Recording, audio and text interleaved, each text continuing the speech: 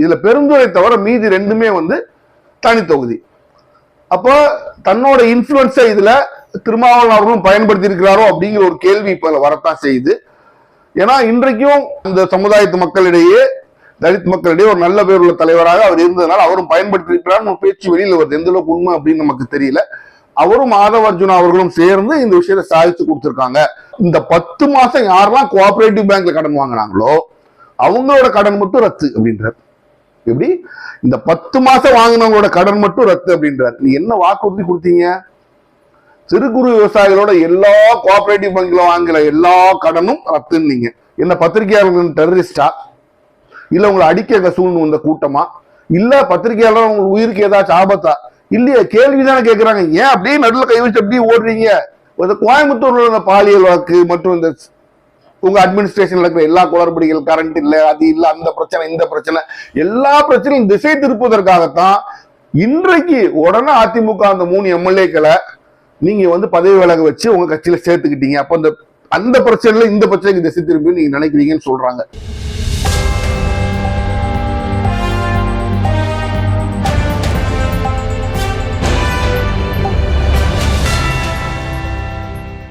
Hello friends, welcome to உண்மையும் பொய்மையும்.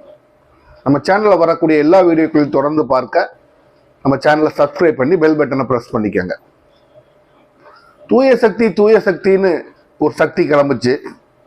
இன்றைக்கு தமிழக அரசியல்ல இதுவரைக்கும் அவங்க தீய சக்தின்னு சொன்ன கட்சிகள்லாம் செய்யக்கூடாத அளவுக்கு தகுதிருத்தங்களையும், தமிழக அரசியல் வரலாறே காணாத அளவுக்கு கோல்மால்களையும் உல்டாக்களையும் பண்ணிக்கிட்டு தெரியுது அது தூய சக்தி.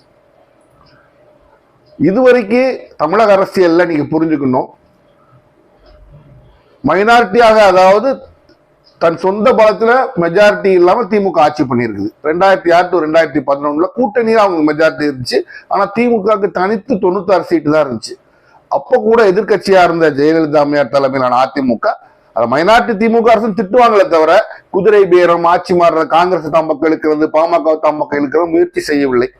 ஏனென்றால் கருணாநிதி அவர்களும் சரி, ஜெயலலிதா அவர்களும் சரி, இருவரை எதிரியாக பார்த்தாலும் ஒரு முதிர்ந்த அரசியல்வாதிகள், ஒரு கொஞ்சம் சில நல்ல எண்ணங்கள் உள்ள அரசியல்வாதிகள் அவங்க. ஆனா இப்ப பாருங்க, 107 சீட்டோட ஒரு ஆட்சிக்கு வர்றாரு. திமுக தலைவர்கிட்ட கேட்டுட்டு தான் அப்போ அந்த சூழ்நிலை ஐயுஎம்எலும் திருமாவளவனும் சிபிஎம் உங்களுக்கு போய் ஆதரவு கொடுக்குறாங்க. காங்கிரஸ் சொல்லாமே கொள்ளாம போயிடுச்சு. அது அதாவது நீங்க சொல்ல வீட்டு கதவை திறந்து விட்ட நாய் வெளில போற மாதிரி அந்த நாய் வெளியில போயிடுச்சு. அப்போ இவ்வளவு சேர்ந்துதான் நீங்க ஆட்சிக்கு அமைக்கிறீங்க. உங்களுக்காக கட்சியில பேரம் பேசி யார் என்ன பேரம் பேசினாங்கன்னு தெரியல. அதிமுகவில் 25 எம்எல்ஏக்கள் உங்களுக்கு வந்து நம்பிக்கை வாக்கெடுப்புல வாக்கு அளிக்கிறாங்க.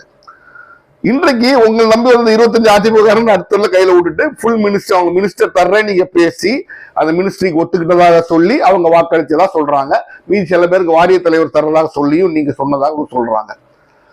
ஒண்ணுமே செய்யாம அவங்க இப்ப நடுத்தரில் விட்டு அவங்க தேர்தல நிக்கிறாங்க. ஆனா உங்களுக்கு ஸ்ட்ரெங்தன் பண்ணிக்கணும்னு உங்க கூட முதல்லயே கூட்டணி இருந்தாரோ, எலெக்ஷனுக்கு முன்னாடியே உங்களுக்கு ஒத்து வேலை செய்தாரோ நினைக்கிற திருமாவளவன் உங்களோட சேர்த்துக்கிட்டீங்க, ஐயுஎம்ல உங்களோட சேர்த்துக்கிட்டீங்க. பரவாயில்ல, உங்களோட கொள்கையை பிடிப்பு காங்கிரஸையும் சேர்த்துக்கிட்டீங்க. அதெல்லாம் நான் ஒன்றும் தவறு சொல்ல. அதிமுக திமுக என்பது உங்களை எதிர்த்து களமாடிய கட்சிகள், கூட்டணி தான் கிடையாது. உங்களை எதிர்த்து களமாடிய மிகப்பெரிய கட்சிகள் திமுகவும் அதிமுகவும். அப்ப அந்த அதிமுகல இருந்து ஒரு 25 எம்எல்ஏ விலை கொடுத்து வாங்கி உங்களுக்கு சப்போர்ட் பண்ணி ஓட் பண்ண வச்சுட்டீங்க. இன்றைக்கு ஒரு மிகப்பெரிய டெவலப்மெண்டா அதிமுக இருந்து 3 எம்எல்ஏக்கள் ரிசைன் பண்ணி அவைத்தலைவர் ஜேசிடி பிரபாகர் அவர்களை பார்த்து அவங்க வந்து தங்களோட ரெசிக்னேஷனை கொடுத்து அதிமுக நாங்க எம்எல்ஏ பதவியை விளைகிறோம் சொல்லி அதே ஸ்பீட்ல ஃபர்ஸ்ட் ஃப்ளோர்ல இருக்கிற பிடபிள்யூடி மினிஸ்டர் ஆதவ அர்ஜுனாவை பார்த்து கட்சியிலும் சேர்ந்துட்டாங்க. இது ஏன் இன்னொரு கேவலமான விஷயம், அதை உங்களுக்கு அந்த பாயிண்ட் உங்களுக்கு எக்ஸ்பிளைன் பண்றேன். எம்எல்ஏ பதவியை நீங்க விளைகிறதுக்கு நீங்க இவரைத்தான் பார்த்தாகணும். ஜேசிடி பிரபாகர் அவர்கள் நம்ம சபாநாயகரை பார்த்து தான் பார்த்தாகணும். அவர் ஏற்றுக்கொள்றாரு, நான் தப்பு சொல்ல மாட்டேன். ஆனா கட்சியில சேர்றதுக்கு நீங்க எங்க போய் சேரணும்? கட்சி தலைவர் கட்சி ஆபீஸ்ல போய் பார்க்கணும். நேரம் அதே ஸ்பீட்ல ஃபர்ஸ்ட் ஃப்ளோர்ல செக்ரட்டரியேட்லயாமா நீங்க கட்சியில சேருவீங்க, செக்ரட்டரியேட்லயா நீங்க கட்சியில சேருவீங்க. கட்சியில சேர்றதுக்கு கட்சி ஆபீஸ்ல நடக்கணும். அப்போ இதெல்லாம் ஒரு ப்ரீ பிளான்ட் ஒரு விஷயம். யார் செஞ்சு கொடுத்தா நீங்க யாரை போய் பார்த்தீங்களோ அவங்க செஞ்சு கொடுத்தாங்க. இதுல இவங்க பர்பஸாவே ஒரு விஷயத்தை வெளியில பரப்பிக்கிட்டே இருக்காங்க. நீங்க நல்லா கொஞ்ச காலமாகவே பார்க்கணும். இது வந்து இந்த அரசுல வந்து இத்தனை தாழ்த்தப்பட்ட சமுதாயத்தை சேர்ந்தவர்கள், தாழ்த்தப்பட்ட சமுதாயத்தை சேர்ந்தவர்கள் இத்தனை பேர் இருக்கிறாங்க, இத்தனை பேர் இருக்கிறாங்க, இத்தனை பேர் இருக்கிறாங்கன்னு ஒரு நியூஸை பரப்போடுறாங்க. நான் என்றைக்குமே சொல்லுவேன், ஒரு அரசு தாழ்த்தப்பட்ட மக்களுக்கான அரசா அவங்களுக்காக செயல்படுதாங்கிற விஷயத்த எத்தனை எம்எல்ஏ எத்தனை எம்பி இருப்பாங்கிறத வச்சு நம்ம பார்க்க முடியாது. அவர்கள் அந்த சமுதாயத்திற்கு என்ன செய்கிறார்கள்ங்கிறத வச்சுதான் நம்ம பார்க்க முடியுமே தவிர அந்த யாட்ஸ்டிக் வந்து அவங்களுக்கு 4 எம்பி கொடுத்துட்டாரு, 3 மினிஸ்டர் கொடுத்துட்டாரு, 8 மினிஸ்டர் கொடுத்துட்டாருங்கிறது கிடையாது. அப்படி நீங்க பாத்தீங்கன்னா அதிமுக மினிஸ்ட்ரி நிறைய கொடுக்க மாதிரி இருந்தாலும் எம்ஜிஆர் அவர்கள் காலத்துல என்ன அவர்கள் தாழ்த்தப்பட்டவர்கள் தங்களோட வாக்கு வங்கியா வச்சிருந்தா நிறைய செய்வாங்க அவங்களுக்கு. திமுக அதே மாதிரி தாழ்த்தப்பட்டவர்களுக்கு செய்யும். அதுதான் என்னோட யாட்ஸ்டிக். எத்தனை பேர் ரெப்ரசன்டேஷன் கொடுத்துருக்காங்கிறது யாட்ஸ்டிக் கிடையாது. இப்ப நாளைக்கு வந்து பிஜேபி 50 முஸ்லிம்ஸுக்கு ரெப்ரசன்டேஷன் கொடுத்துட்டா பிஜேபி வந்து முஸ்லீம்கள் கட்சி ஆயிருமா? கிடையாது. ஒரு கட்சியின் கொள்கையை ஒரு கட்சி என்ன மாதிரி செய்யறதை வச்சுதான் நம்ம சொல்ல முடியும். வரக்கூடிய காலங்களில் தாவேக அவங்களுக்கு என்ன செய்யறதுங்கிறத வச்சுதான் நம்ம சொல்ல முடியும். நிச்சயமாக அதிமுகவும் ஜெயலலிதா அம்மையார் காலத்துல இருந்த அதிமுகவும் சரி, கருணாநிதி ஸ்டாலின் அவர்கள் காலத்துல இருந்த அதிமுகவும் சரி, தாழ்த்தப்பட்டவர்களுக்கு எதிரான கட்சி கிடையாதுங்கிறத அவங்க பல முறையா நிரூபிச்சிருக்காங்க, பல ஸ்கீம்ஸும் போட்டிருக்காங்க. அப்போ இன்றைக்கு இந்த 3 பேர் பிரிஞ்சு வரும்போது 3 பேர் பிரிஞ்சு வர்றாங்கன்னா அது தொகுதிகள்லாம் மதுராந்தகம் தொகுதி, தாராபுரம் தொகுதி, பெருந்துறை தொகுதி. இதுல பெருந்துறை தவிர மீதி 2மே வந்து தனி தொகுதி. அப்போ தன்னோட இன்ஃபுளுன்ஸை இதுல திருமாவளவன் அவர்களும் பயன்படுத்தி இருக்கிறாரோ அப்படிங்கிற ஒரு கேள்வி இப்ப வரத்தான் செய்யுது. ஏன்னா இன்றைக்கும் இந்த சமுதாயத்து மக்களிடையே, தலித் மக்களிடையே ஒரு நல்ல பேர் உள்ள தலைவராக அவர் இருந்ததுனால அவரும் பயன்படுத்தி இருக்கிறார் பேச்சு வெளியில வருது. எந்த அளவுக்கு உண்மை அப்படின்னு நமக்கு தெரியல. அவரும் மாதவ அர்ஜுனா அவர்களும் சேர்ந்து இந்த விஷயத்தை சாதிச்சு கொடுத்திருக்காங்க. பணம் மட்டும் இல்லாத மற்ற விஷயங்களும் விளையாடி இருக்கு அப்படின்னு சொல்றாங்க. சரி, எது எப்படியோ ஒரு விஷயத்தை நீங்க மைண்ட்ல வச்சுக்கணும். என்னைக்குமே நான் சொல்லுவேன், மக்கள் வந்து இவங்க 3 பேருக்கு ஓட்டு போட்டாங்க, 3 பேருக்கு ஓட்டு போடல. என்றைக்குமே யாராவா இருக்கட்டும், ஸ்டாலின் அவர்கள் ஸ்டாலின் அவருக்கு உதவி செய்யணும் தனியா இருந்தாருன்னா ஸ்டாலின் அவர்கள் கூட ஜெயிக்க முடியாது. அவருக்கு உள்ள ஓட்டு உதயசூரியன் கூட ஓட்டு தான், உதயநிதி ஸ்டாலின் கூட ஓட்டு உதயசூரியன் கூட ஓட்டு தான். அப்ப இந்த 3 பேருமே அதிமுக ஜெயிச்சாங்க. இரட்டை இலைக்கு விழுகின்ற ஓட்டு இன்றைக்கு இல்ல, 50 ஆண்டுகளா எம்ஜிஆர் தொடங்கி இன்ன வரைக்கும் அவங்க விதைத்த அந்த இயக்கம் மெதுவா வளர்ந்து இன்னைக்கு ஆலமரமா வளர்ந்து அந்த தொகுதியில அவங்க ஜெயிக்கிறாங்க. அப்ப இதற்கான இதை வந்து பலன எடப்பாடி பழனிசாமி அவர்கள் அனுபவிச்சாலும் இது 50 ஆண்டுகளா செய்த வேலையோட பிரதிபலன் தான் இந்த சீட் உங்களுக்கு கிடைக்குது. சாதாரணமா நீங்க 3 பேரும் அந்த சீட்டை வந்து அதிமுக இருந்து வாங்கிட்டு எலெக்ஷன் ஜெயிச்சுட்டு ஒரே செகண்ட் எம்எல்ஏ பதவியை தொடர்ந்து வீசிட்டு வந்து தாவைக்கல சேர்றீங்கன்னா உங்களை யார் எலெக்ஷன் நிக்க சொன்னா? நீங்க நிக்கலன்னா ஒரு திமுகவோ அதிமுக அந்த ஒரு கழுதையோ குதிரையோ யார் அனுப்பாலும் அதிமுக ஜெயித்திருக்கும். மதுராந்தகம் ஆகட்டும், பெருந்துறை ஆகட்டும், தாராபுரம் ஆகட்டும், அதிமுக ஸ்ட்ராங் ஹோல்டு. 3 தொகுதியுமே ஸ்ட்ராங் ஹோல்டு. குதிரை நிப்பாட்டினாலுமே ஜெயிக்கும். அப்படிப்பட்ட தொகுதிகளில் நீங்க என்ன அதிமுக எலெக்ஷன் நின்று ஜெயிச்சுட்டு இப்ப பதவி விலகிட்டு போறீங்கன்னா நீங்க கட்சிக்கு மட்டும் செய்யற துரோகம் இல்லை. உங்களை நம்பி அதிமுகவுக்கு நம்பி வாக்களித்தார்கள் பாருங்க, அந்த வாக்காளர்களை நீங்க முதுகுல குத்திட்டு போறதுக்கு சமம். அப்படி செஞ்சுட்டு நீங்க பதவி விலகணும்னு அவங்களை ஏத்துட்டு இன்னொரு கட்சியில சேர்க்கிறாங்க பாருங்க, அவங்க ஆளுங்கட்சியா இருக்காங்க பாருங்க. அவங்க ஆள்ற லட்சம் நமக்கு இதுலயே தெரியுது. மக்களுடைய மேண்டேட்டை அவங்க மதிக்கலை, மக்களை அவர்களை அவமரியாதை பண்ணிட்டாங்கன்னு தான் நம்ம சொல்ல முடியும். இப்ப திருச்சி கிழக்குக்கு மட்டும் இடைத்தேர்தல் வராது. இந்த 4 தொகுதிகளுக்கு, அதாவது திருச்சி கிழக்கு, மதுராந்தகம், பெருந்துறை, தாராபுரம், இந்த 4 தொகுதிகளுக்கும் சேர்ந்து இடைத்தேர்தல் வரும். இப்ப இந்த 4 தொடக்கமா தான் இருக்கும். நான் என்னோட கெஸ்ட் உங்களுக்கு சொல்றேன். இதே மாதிரி கொஞ்சம் கொஞ்சமா துண்டா அதிமுக இருந்த ஆட்களை திமுக இருந்து கூட வரலாம். எல்லா கட்சிகளுக்கும் நான் சொல்றது பல காரணங்களா அவங்க பிரிக்கலாம். ஒவ்வொருத்தரையா ரிசைன் பண்ண வச்சு அதுக்கப்புறம் அவங்களை எலெக்ஷன் நிக்க வச்சு அவங்கள தாவேக்க மூலமா ஜெயிக்க வைக்கணும் முயற்சி நடக்கும். ஏன் அப்படின்னா அப்ப தாவேக்காக்கே தனிப்பட்ட முறையில் 118 மெஜாரிட்டி வந்துடும். நம்ம நிச்சயமா ஸ்டேபிளா ஒரு நல்ல ஒரு நம்ம விருப்பப்பட்டபடி, நல்லன்னு சொல்ல மாட்டோம், நம்ம விருப்பப்பட்டபடி ஆட்சி அமைக்கலாம் அப்படின்னு ஒரு எண்ணத்துக்காக செய்யப்படுறது. இன்னைக்கு இவங்க செய்யறது புதுசு இல்ல. தாவேக்காவை ஏன்னா பிஜேபியோட பி டீம் சொல்றோம், அவங்க செயல்பாடு எல்லாமே பிஜேபி மாதிரியே தான் இருக்கு. பிஜேபி எடியூரப்பா தான் முதல்ல தொடர்ந்தது ஆபரேஷன் லோட்டஸ்னு. தனக்கு மெஜாரிட்டி இல்லாம இருக்கும்போது காங்கிரஸ்ல எம்எல்ஏக்கெல்லாம் இங்க வர வச்சு அவங்கள பதவியை ரிசைன் பண்ண வச்சு அவங்கள பிஜேபியில் நிக்க வச்சு ஜெயிக்க வச்சு மெஜாரிட்டி வாங்கினார். இதுக்கு பேர் ஆபரேஷன் லோட்டஸ், ஆபரேஷன் கமலா அப்படின்னு பேர். கமலானா லோட்டஸ். அப்போ அந்த ஆபரேஷன் லோட்டஸ் மூலமா காங்கிரஸ்காரங்க எம்பிக்கெல்லாம் இங்க வந்து ரிசைன் பண்ண வச்சு அவங்க பிஜேபியில எம்எல்ஏக்கள் இங்க வந்து ரிசைன் பண்ண வச்சு அவங்க பிஜேபியில எம்எல்ஏ ஆக்கி பிஜேபி மெஜாரிட்டி வாங்குச்சு. அது காங்கிரஸ் ஒரு கேவலமான கட்சி. அதுல ராகுல் காந்தியை தவிர வேற அந்த கட்சியில எவனும் அவங்க விசுவாசமா இருக்க மாட்டான். அங்க நீங்க எவ்வளவு துரோகியா இருக்கிறீங்களோ அவ்வளவுக்கு உங்களுக்கு பெரிய பதவியும் கிடைக்கும். அவருக்கு ராகுல் காந்தியோட விசுவாசிகள் ஜோதிராதித்ய சிந்தியா, ஜிதின் பிரசாதா, இப்படி எல்லாருமே கட்சி விட்டு வெளியில போயிட்டாங்க இன்னைக்கு. பட் இவர் சச்சின் பைலட் போயிட்டு கிட்டத்தட்ட போயிட்டு திரும்பி வேற வழி இல்லாம திரும்பி வந்துட்டார். இவ்வளவுதான் ராகுல் காந்தி அவருடைய விசுவாசிகளும் பரமார்த்த குருவும் அவர்களோட சீடர்களும் தான் இன்னைக்கு காங்கிரஸ் கட்சி. அப்போ இந்த ஆபரேஷன் கமலாவை தான் இன்னைக்கு நீங்க ஆபரேஷன் டிவிகேன் பண்ணி இவங்க எடுத்திருக்கிறீங்க. இப்ப ஜனநாயகம்ங்கிற உங்களுக்கு ஒரு விளையாட்டு பொருள், ஒரு விலை வாங்கக்கூடிய பொருள் தான். இப்ப இந்த 4 தொகுதியில் இடைத்தேர்தல் நடக்கும். மக்கள் இந்த 4 தொகுதிகளையும் இந்த தாவேகா எம்எல்ஏக்கள் நிராகரிக்கணும். ஏன்னா ஜனநாயகத்துக்கு திருச்சி கிழக்க விட்டுருங்க, திருச்சி கிழக்குல நின்னாரு எலெக்ஷன்ல நின்று இப்போ வெளில வர்றதுலாம் ஆட்டோமேட்டிக் இயற்கையாக நடக்கக்கூடிய ஒரு இடைத்தேர்தல். அதை பத்தி நான் பேச மாட்டேன்.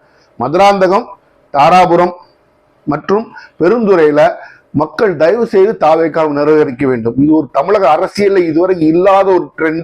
இந்த ட்ரெண்டை நீங்க செட் பண்ண விட்டீங்கன்னா அரசியல் நீங்கள் திருத்தவே முடியாது.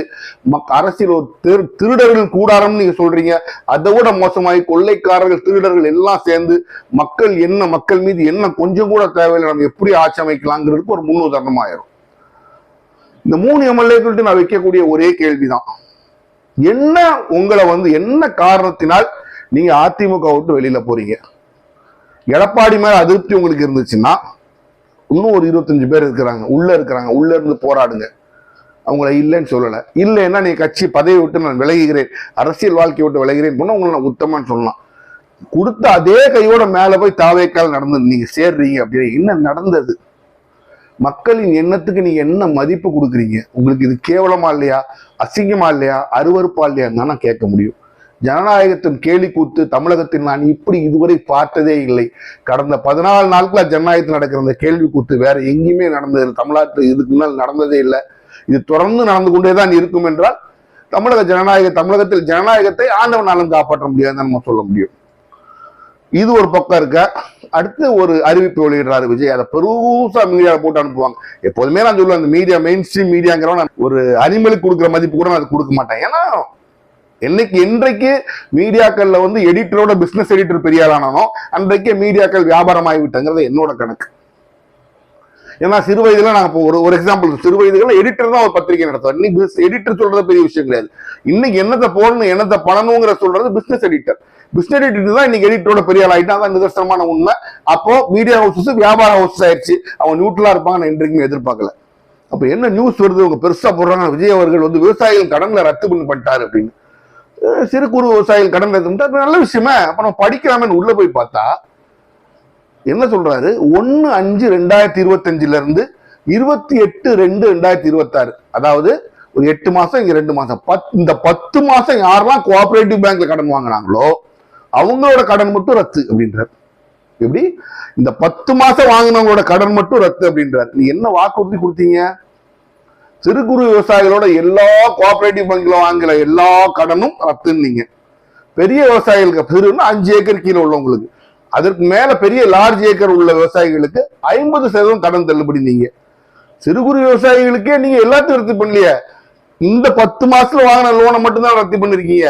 அப்ப அது என்ன ரத்து? நீங்க எவ்வளவு செலவாகும்னு பார்த்தா எனக்கு சிரிப்பு தான் வந்துச்சு. 2044 கோடி இதனால் அரசாங்கத்துக்கு செலவாகும். உங்களுக்கு ஒன்னே நான் ஞாபகப்படுத்துறேன். 2006 வரலாற்றில் பின்னோக்கி போங்க. கலைஞர் ஒரு வாக்குறுதி கொடுத்தார், விவசாய கடனை கோஆபரேட்டிவ் வங்கியில வாங்குற விவசாய கடனை நான் ரத்து பண்ணுவேன் 2006 ஒரு வாக்கு கொடுத்தார்.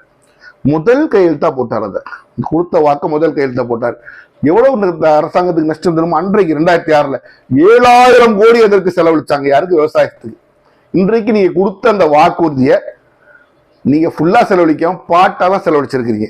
அப்போ மக்களும் உங்களுக்கு இனிமேல் ஓட்டு போடுறது பாட்டா ஓட்டு போடணும். உங்களுக்கு ஒரு ஓட்டு வேற கட்சிக்கு ஒரு ஓட்டு கொடுத்துட்டு போயிருந்தா நீங்க ஏத்துக்குவீங்களா? மாட்டீங்க இல்லையா? கொடுத்த வாக்குறுதியை காப்பாத்துங்க. விவசாயிகளுக்கு 15,000 ரூபாய், ஒரு விவசாய குடும்பத்துக்கு 15,000 ரூபாய் வருஷத்துக்கு கொடுக்குறேன்னு சொன்னீங்க, அதெல்லாம் செய்யல. இன்னும் நிறைய விவசாயத்துக்கு ப்ராமிஸ் பண்ணிருக்கீங்க, எதுவுமே செய்யல. அப்ப நீங்க இதை மட்டும்தான் இப்ப கையெழுத்து போட்டிருக்கீங்கன்னா இது மட்டும் தான் செய்ய போறீங்கன்னு தெரிஞ்சிருச்சு. அப்புறம் விவசாயிகள் உங்களை நம்பி ஓட்டு போட்டாங்கன்னா அதுக்குள்ள பலன்களை அனுபவிக்க வேண்டியது அவர்களுடைய ஜனநாயகத்தில் அவர்கள் செய்த தவறுக்கு அது அவர்களுடைய தலையெழுத்து தான் நம்ம சொல்ல முடியும். இதுல பெருவாரியான விஷயம்னா நீங்க ஜெயித்திருக்க ஃபுல் அர்பன் சென்டர்ஸ் தான். விவசாயிகள் உங்களை பெருமையா பெருவாரியை நம்பினாங்க. நிச்சயமா நீங்க சொல்ல வாக்குறுதிகள்லாம் நீ செய்ய மாட்டீங்கன்னு உங்களை அவங்க பெருவாரியா நம்பல. அதான் நிதர்சனமான ஒரு உண்மை. அப்ப பாருங்க, இன்னொரு முக்கியமான ஒரு நிகழ்வு. அந்த நிகழ்வு யாருமே அதை பத்தி பெரிய பேச மாட்டேங்கிறாங்க. ஒரு சட்டம் தெரிஞ்சவங்கிற முறையில் உங்களுக்கு நான் சொல்றேன். எந்த ஒரு குறிப்பாக ரேப் கேஸ் இந்த மாதிரி கேஸ்கள்ல ரேப் அண்ட் டெத் அந்த மாதிரி கேஸ்ல இறந்தவருடைய உடல்ல அதற்கான பல எவிடன்ஸ் சொல்லுவாங்கல்ல, சாட்சியங்கள், பல தடயங்கள் அந்த உடம்புல கிடைக்கும். அப்ப அந்த உடம்பை பிரிசர்வ் பண்ணி ரொம்ப நாள் வச்சிருப்பாங்க. அப்ப இந்த கோயம்புத்தூர் கேஸ்ல பாருங்க, அந்த 10 வயசு சிறுமியை கொடூரமான முறையில பாலியல் பலாத்காரம் பண்ணி கொண்டுட்டாங்க. அதுல அவர் தாய் வெளியில இருந்து போராடி இந்த எங்களுக்கு நியாயம் கிடைக்கிற வரை எங்க பிள்ளையோட சடலத்தை நாங்கள் வாங்க மாட்டோம்னு நாங்க வெளில போராட்டம் நடத்திட்டு இருக்கிறாங்க. நீங்க என்ன பண்றீங்க, புறவாசல் வழியா அவங்க அப்பாவோட ஃபேமிலிட்ட ஏதோ கையெழுத்து வாங்கி அந்த குழந்தைய கொண்டு எரிச்சிடுறீங்க. இது ஒரு சாதாரண கொலை குற்றம் கிடையாது. ஏன்னா ரேப் அண்ட் இதுக்கு டெத் கூட நீங்க கொடுக்கலாம். அப்படிப்பட்ட ரேப் அண்ட் டெத் கேஸ்ல பாடி ஒரு மிக முக்கியமான விஷயம். இத நீங்க போஸ்ட்மார்ட்டம் பண்ணிருக்கீங்க, நாளைக்கு எக்ஸ்ஹூமேஷன்னா நீங்க புதைச்சா நீங்க அதை எடுத்து தடயங்கள் எடுக்கலாம், நீங்க எரிச்சிடுறீங்க. அப்போ ஏன் இவ்வளவு வேகம்? அதுக்காக போராடி முன்னால கத்திட்டு இருங்க. அம்மாவிட்ட மறைச்சு நீங்க ஏன் பண்ணணும்? 2 பேர்ட்டு சேர்த்து நீங்க பண்ணிட்டீங்கன்னா பரவாயில்ல, அம்மாவிடம் மறைத்து நீங்க எரிச்சிங்கன்னு ஒரு கேள்வி இன்றைக்கு வருது. அது ஒரு நியாயமான கேள்வினா என்ன பொறுத்தவரைக்கும் நியாயமான கேள்விதான். ரிப்போர்ட்டர்ஸ் எல்லாம் கேள்வி கேட்கறாங்க. ஏதோ ஒரு அதாவது நீங்க பாத்தீங்கன்னா அந்த காலத்துல ஒரு சண்டை கலவர பூமி, ஒரு சண்டை பிரச்சனை இருக்க இடத்துல ஒருத்தரை பாதுகாத்து கொண்டு போன ஒரு 100 பேர் சைட்ல வச்சு நடுவில் வச்சு கொண்டு போவோம். அதே மாதிரியே சிஎம் விஜய் அவர்கள் நீங்க போறீங்க. என்ன பத்திரிகையாளர்கள் டெரரிஸ்டா, இல்ல உங்களை அடிக்க சூழ்ந்து வந்த கூட்டமா, இல்ல பத்திரிகையாளர் உங்களுக்கு உயிருக்கு ஏதாச்சும் ஆபத்தா? இல்லையே, கேள்விதானே கேட்கிறாங்க. ஏன் அப்படியே நடுவில் கை வச்சு அப்படியே ஓடுறீங்க? கேள்விகளுக்கு பதில் சொல்ல முடியாத நபர் யாருன்னா, பிரச்சனைகளுக்கு சொல்யூஷன் கொடுக்க முடியாத நபர்களுக்காக தான் கேள்விகளுக்கு பதில் சொல்லாம பயந்து ஓடுவாங்க. நீங்க இந்த குறுகிய கால ஆட்சியிலே எவ்வளவோ பிரச்சனை தலைவிரித்தாடுது. அந்த பாலியல் விஷயமா குறிச்சு கேள்வி கேட்டா எதுவும் பிரச்சனை வந்துருமோ அப்படின்னு சொல்லி பதில் சொல்ல தெரியாம நீங்க ஓடுறீங்கன்னா அதை நாங்க எடுக்க முடியும். குறிப்பாக ஒரு நியூஸ் வருது, அது நான் உண்மையா இல்லையா நன்றிக்கு சொல்ல மாட்டேன், பட் சில விஷயங்கள் நம்ம யோசிச்சு பார்க்க உண்மையா இருக்குமோ என்ற சந்தேகம் எழுகின்றது. கோயம்புத்தூர்ல இந்த பாலியல் வாக்கு மற்றும் இந்த உங்க அட்மினிஸ்ட்ரேஷன்ல இருக்கிற எல்லா குளறுபடிகள், கரண்ட் இல்ல, அது இல்ல, அந்த பிரச்சனை, இந்த பிரச்சனை, எல்லா பிரச்சனையும் திசை திருப்புவதற்காகத்தான் இன்றைக்கு உடனே அதிமுக அந்த 3 எம்எல்ஏக்களை நீங்க பதவி விலக வச்சு உங்க கட்சியில சேர்த்துக்கிட்டீங்க. அப்ப அந்த பிரச்சனைல இந்த பிரச்சனைக்கு திசை திரும்பி நீங்க நினைக்கிறீங்கன்னு சொல்றாங்க. உண்மையாண்டு தெரியவில்லை. ஆனால் கூட்டி கழிச்சு எல்லாத்தையும் வச்சு பார்க்கும்போது ஒரு உண்மையா இருக்கும் ஒரு சந்தேகம் எழுகின்றது. அது நல்லதற்கு இல்லை. இப்போ புதுசா நீங்க ஆட்சிக்கு வந்திருக்கிறீங்க. பிளெமிஷ்லெஸ் ரெக்கார்ட்னா ஏன் சொல்றேன்னா, பிளெமிஷ்லெஸ் ரெக்கார்டு உங்களுக்கு இதுக்கு முன்னாடி அரசியல் இருந்தே இல்லைன்னா பிளெமிஷ்லெஸ் ரெக்கார்ட். இந்த 14 நாள்ல அதிமுகவும் திமுகவும் அவங்க ஆரம்ப கால ஆட்சி அப்படின்னு ரொம்ப 6 மாசம் 7 மாசம் நல்லா தான் இருக்கும். இந்த 14 நாள்லயே நீங்க இவ்வளவு கெட்ட பேரை சம்பாதிச்சிட்டீங்க. உங்களுக்கு அட்மினிஸ்ட்ரேஷன் நடத்த முடியாதோ மக்கள் கேள்வி கேட்கிற அளவுக்கு நீங்க நடந்துக்கிறீங்க. இது நல்லதில்லை. உங்களுக்கு நல்லதில்லை, உங்க கட்சி எப்படி இருக்கட்டும், எங்களுக்கு அதை பத்தி பிரச்சனை இல்லை. இது தமிழகத்திற்கு நல்லதில்லை. ராயல் என்ஃபீல்டு அப்படின்னா தமிழ்நாடு. அந்த ராயல் என்ஃபீல்டு இன்னைக்கு தமிழ்நாட்டில் தான் 4-5 பிரான்ச் வச்சிருக்காங்க, கம்பெனி இண்டஸ்ட்ரீஸ் வச்சிருக்காங்க. இன்னைக்கு ஆந்திரால போய் ஒரு இண்டஸ்ட்ரியை தொடங்குறாங்க. அப்போ தமிழ்நாட்டோட பொருளாதார ஃபியூச்சர் எப்படி இருக்கும் தெரியல, தமிழ்நாட்டோட பெண்களுடைய பாதுகாப்பு ஃபியூச்சர்ல எப்படி இருக்கும் தெரியல, எதுவுமே எங்களுக்கு தெரியல. ஏன்னா எல்லாத்தையும் ரீல்ஸ் எடுக்கிறது தான் நீங்க இம்பார்ட்டண்டா நினைச்சிட்டு இருக்கிறீங்க. அது இல்லை. அரசாங்கம் என்பது நடத்தப்படுவது, எடுக்கப்படுவதில்லை. திரைப்படம் என்பது எடுக்கப்படுவது, நடத்தப்படுவதில்லை. அப்போ நீங்க திரைப்படம் மாதிரி அரசாங்கத்தை நடத்துறீங்க. அப்போ அரசாங்கம் சரியா வருமானு நிச்சயமாக வராது. உங்க ரூம்குள்ள ஒரு அதிகாரி ரீல்ஸ் எடுக்கிறான். அப்போ ரகசிய காப்புரிமைங்கிறது என்ன இருக்கு? நீங்க அபிஷியல் சீக்ரெட்ஸ் எடுக்கிறீங்க. உங்க ரூம்ல நடக்க உங்க ரூம்குள்ள ஒருத்தன் பள்ளி இழுத்து ஒருத்தன் போட்டோ எடுக்கிறான், நீங்க அதை அலோவ் பண்றீங்கன்னா, அப்போ அந்த திரைப்பட கலாச்சாரம் வெளியில வெறும் மக்கள் மத்தியில உங்க மூஞ்சி தெரிஞ்சுக்கிட்டே இருக்கு, உங்க மோகத்தை தவிர வேற ஒன்றும் உங்கள் அரசாங்கத்தில் இதுவரைக்கும் தெரியவில்லை. அதுதான் நிதர்சனமான உண்மை. ஒரு மினிஸ்டர் பிரஸ் மீட் கொடுக்கிறாரு, சுற்றுலாத்துறை அமைச்சர்ன்றாரு, ஆனா சுற்றுச்சூழல் அமைச்சர். இதெல்லாம் சினிமாவும் எந்த அளவுக்கு தலைவிரிச்சாருதுன்னா பேசிக்கிட்டே இருக்கும், ஒரு தப்பு பண்ணுமா ரீடேக் எடுங்கன்றாங்க. என்ன நடக்குது இந்த நாட்டுல? நடப்பது அரசாங்கமா இல்லை சினிமாவா நமக்கு தெரியவில்லை. மீண்டும் சந்திப்போம்.